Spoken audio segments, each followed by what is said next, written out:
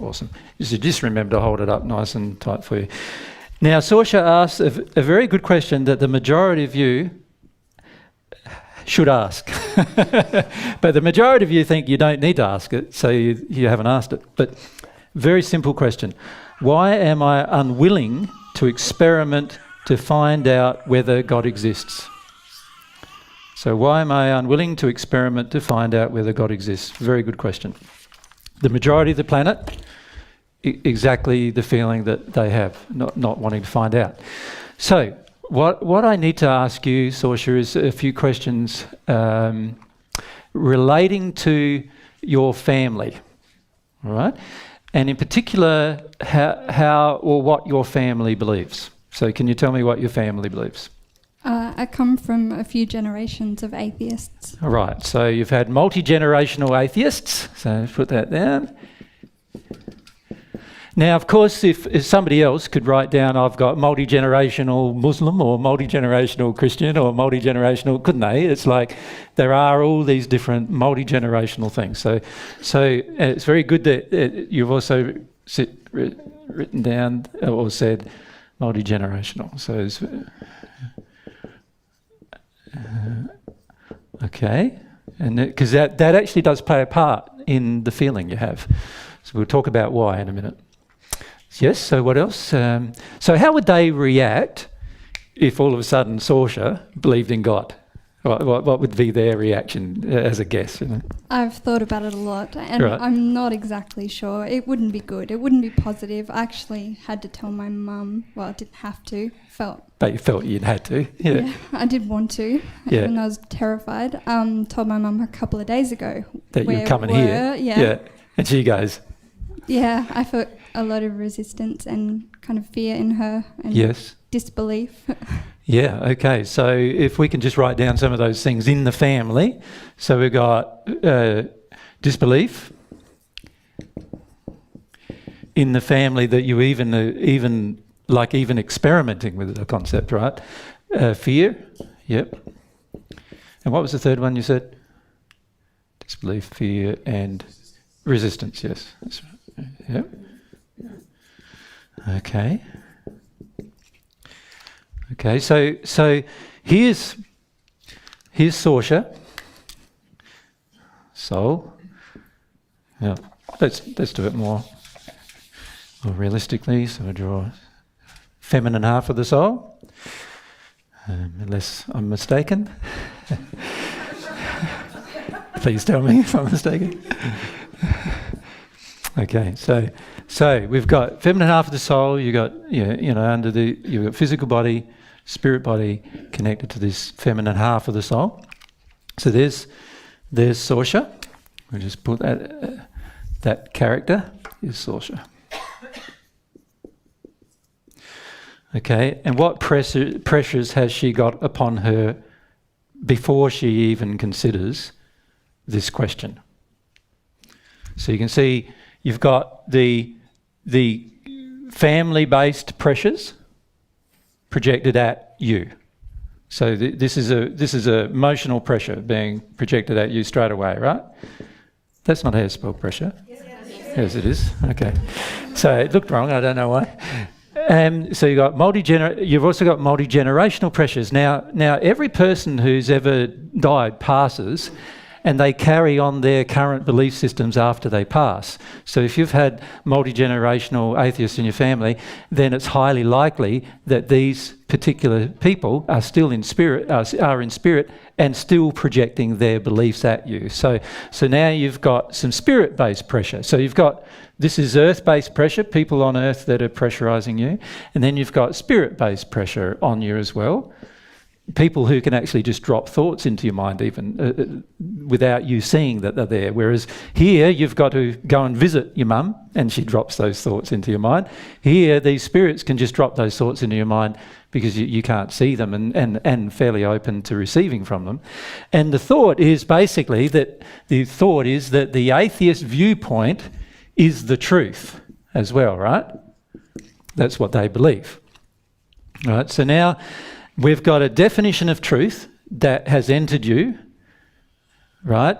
And that the generational, from your family for generations have believed to be true. You've got those same generations who have passed who still believe the same thing. So they are putting that on you. And then you've got the feelings or pressures from your family on earth. Now, these pressures are going to be quite high, right? These family-based pressures are going to be quite high. Now, can you see already that Saoirse, to even experiment with the concept that God exists, has to already take some risks that potentially might have quite bad outcomes, right? And yet, at this stage, there's not much feeling of the benefit of taking the risk. Do you follow? Because we've not yet had the relationship with God, and therefore we've not yet felt the benefit of a relationship. And yet all of these terrible risks are facing me before I even can engage the experiment. Does that make sense? And this is why it's hard for you to engage the experiment. If you imagine for a moment that you felt quite confident that you weren't going to get any family pressure, and you felt quite confident that the spirits around you wouldn't, disagree with you all the time, and also you felt that while you might believe that, in the atheist belief, that it's an option that you could give it up or change your viewpoint depending on what truth you discover, then you could see that engaging the experiment would be probably quite easy. But because of these external pressures, it's going to be quite hard. And this is and the reason why I wanted to raise it, not just with you, but with many of the others, is that we don't realise that a lot of our decisions are actually condemned before we even begin the experiment. It's almost like we're not allowed to make a mistake, because if we make a mistake, we're just going to get hammered before we begin. Right? And this is a major problem with learning. The problem, if you put a child in an environment where it's going to get hammered if it believes a certain thing, it's highly likely that child will not believe that thing, just in order to get acceptance from its surrounds. So, Saoirse, obviously it's going to mean dealing with a few emotions before you begin the experiment. And that's quite hard, actually, because to deal with those emotions requires already a confrontation of family-based issues, which you don't feel there's necessarily a positive outcome for before you even begin. And this is why beginning is the hardest thing. Does that make sense? Yeah. So it's a very valid question, but that's the main reason why you don't want to engage the experiment. And the feeling that came over you, that emotion that came over you when I said it's going to be quite hard considering these things, that you could have, if you were alone, you could have cried about that, right? That's an indication that you know that already, and that's the thing that's stopping you, allowing yourself to feel, wow, I might be confronting my whole family situation here. My family might reject me. They might put huge amounts of pressure on me, put huge amounts of pressure on my, beginning relationship, because you're just 4 months or 5 months in, is that right? Or 6 months? 1.5 years, sorry. Sorry, guys. 1.5 years into a relationship, and they might put pressure on that relationship and so forth. You don't know what they're going to do at this stage. It's unpredictable, right? Yeah. And that's why... So what happens then is the action that needs to be taken, which is the most logical action to do, which is at least go through the experiment, at least work out whether it's true or not. That action, so what Saoirse is considering as an action, that actually flies in the face of a lot of opposition. Right? And the problem with such actions are that unless we can see a positive benefit for doing it, it's highly unlikely we will probably do it, right? But one thing you must consider, Saoirse, and it's pretty hard to consider this, is people who love you will demonstrate their love for you, whether they're atheists or not, will demonstrate their love for you by their treatment of you. And if your family did decide to treat you badly just because you're engaging in an experiment that they don't believe in, then that's an indication that perhaps you've never been loved by them. And that's the thing you're very afraid of discovering. Does that make sense? That's the thing you're afraid of discovering. And that's the fear of the discovery of that causes us to avoid taking what could be in the end action that benefits our entire life and also their lives. You know what I mean? And that's one main reason why we avoid those kind of actions. Yeah. So it's a big thing. I understand it's a big thing. And the reason why I also raised it for many of the others is many of you are still taking actions that is only to please the people around you and has nothing to do with what you know to be the truth or know to be loving or know to be in your own benefit. So many of you are choosing to do that. Now, for Saoirse, it's different because she's only just begun to sort of conceive the experiment. But you guys, many of you have had years to conceive the experiment or to try the experiment, and yet you're still doing that. So you're still making compromises between your relationship with people on earth and your relationship with God. Sooner or later, you will give up that process if you want to have a relationship with God. All right? So, like I've had to do that, Saoirse, that process. Very few members of my family talk to me anymore, and for different reasons. Yeah, some because they're upset because I told them the truth about something, some because they're upset about what I'm claiming, some because they're upset about what I'm doing, teaching other people what I'm teaching them, and so forth. And as a result, I barely see any family members now. And one of my sons is Tristan. He's sort of following God's way, but no one else in my family is at this point. And the amount of pressure that was brought to bear, quite significant. When I say significant, there was a point in time where all of my family refused to even see me or speak to me for a period of time.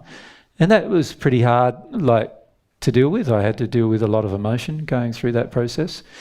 And it's sad. I find it's quite sad, really, that you have to do that, because if people were just open-minded, you could just experiment with anything, couldn't you? Anything that you feel might be loving, you could experiment with it, find out the answer, and away you go. And this is why the world itself isn't changing very rapidly, because there's so many external pressures on us to not experiment. So many. We can't make a mistake when we experiment. And we can't do something what they believe is wrong without being ridiculed or laughed at or even attacked or even abused, and sometimes violently. And this is why progress on the earth has been so slow. Because it's the family feelings that make our progress slow. We always go back to conforming. In the Paget messages, and I think it was Luke or John gave a message about why is it, I think the question that he raised at the beginning was, why is it that families believe what they believe? And at the beginning of the message he says, the reality is the majority of families have no idea why they believe what they believe, because they've just accepted the viewpoint of the family. So the Muslim begets a Muslim, the atheist begets an atheist, the Christian begets a Christian. And the reason why it usually remains that way for generation after generation is because everyone's too afraid to challenge the previous generation. Yeah. So it is a fear that needs to be addressed if you want to experiment with anything, let alone with the issue with God. Yeah. So does that help as to why? Yes, thank you. So it's fairly clear emotionally, you can feel that emotionally. So now it's just a matter of choosing to work through those emotions and still taking the action, or deciding not to take the action and put it off. And that's really up to yourself as to what you choose to do there. Yeah. Yeah. My suggestion would be to not put it off, but that's up to that's my suggestion. I've gone through the same experience in 2 lives. So I understand the pressures, and unfortunately, the way our families are generally constructed, the pressures are fairly much unavoidable until they realise that you've done the right thing. And the sad thing of that is it's dependent upon you doing the right thing. So the trouble with an experiment is you don't know whether you're right or wrong, and you're not allowed to even be wrong without people attacking you for it, sort of thing. So I sort of feel like what would be really lovely is if we all allowed ourselves to make mistakes, and we all allowed everyone else to make mistakes. And if the mistake is just a simple thing as discovering a truth through a process of experimentation, then we should all be allowed to make those experiments, which God actually does allow us to do. It's just our families generally that don't. And society puts also extra pressure on as well. Yeah. Yeah. Okay. Is there anything you'd like to ask about that? No, it's pretty clear. Good. So go straight to David, actually, because he's next to you. So we'll do that. This will be fairly fast, David. So